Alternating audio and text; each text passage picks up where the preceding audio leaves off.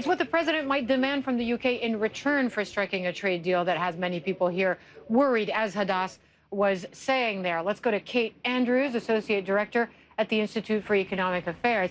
The president is saying trade could increase 2 to 3 times, but in order for any of that to happen, certain markets need to be opened by the UK, perhaps lowering some of the food safety standards or the agricultural standards that the UK has upheld and that most Britons are attached to in order to make that happen.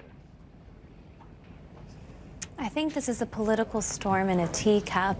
The reality is that if the NHS were put on the table by the USA, the UK could take it off the table during the negotiating process. The US does not get to dictate all of the terms of a free trade deal. It's a deal for a reason. Both sides have to come together. Also, American companies already can put in bids and indeed win bids for NHS contracts. This isn't the breaking news that many people want to see it to be. The reality is that the NHS is a real sacred cow in the UK. To call for any kind of change to it, any kind of reform, is a big no-no, especially for politicians.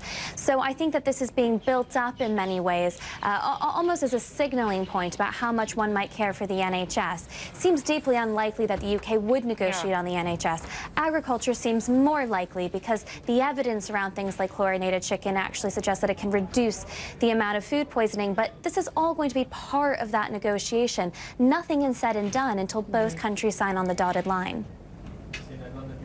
Right, but then you have the UK in a much more vulnerable position post-Brexit. It might lose some of its trade with the EU. Certainly the weaker partner here in any trade negotiation with the US, as opposed to when it's part of an economic bloc like the European Union.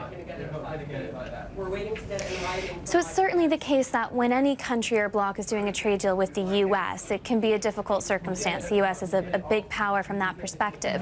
But there are some benefits for Britain being out on its own. For example, it can decide what its own red lines are.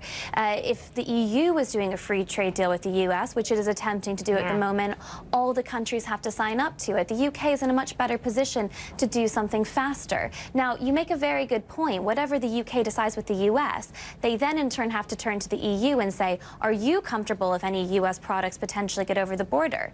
It's not going to be a walk in the park, but it's certainly the case that Britain out on its own can probably draw up deals faster and just stick to its own red lines rather than having to take into account the red lines of the other 27 countries in the European Union. Sure. Oh, it gives you more flexibility. Whether it gives you more negotiating power is another question. And by the way, Kate, I want to tell you that we have some news about who will be attending this reciprocal dinner. So we understand that the First Lady will be sitting next to the Duchess of Cornwall, Camilla, the spouse of Prince Charles, and Mr. May. Unsurprising seating arrangement there. President Trump is sitting between the Prince of Wales and the Prime Minister as well. We understand Secretary Mnuchin, the Treasury Secretary, the Secretary of State Mike Pompeo, Ambassador Bolden, who's the National Security Advisor, Sarah Sanders, who is the Press Secretary, Mick Mulvaney, Tony Blair is part of this, and then obviously other assembled VIPs. Tony Blair, I wonder, what's your... There were rumblings that he would be attending this dinner. What do you make of that?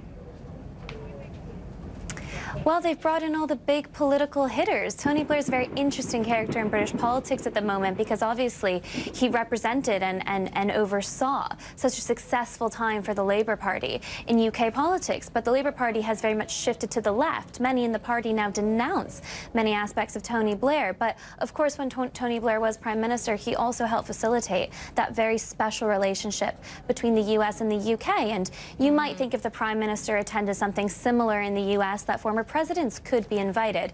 It doesn't strike me as that odd, but my goodness, to be a fly on the wall and to be able to talk about what politics was like back in the 90s and early 2000s compared to what it's like now, the rhetoric, everything has so dramatically changed.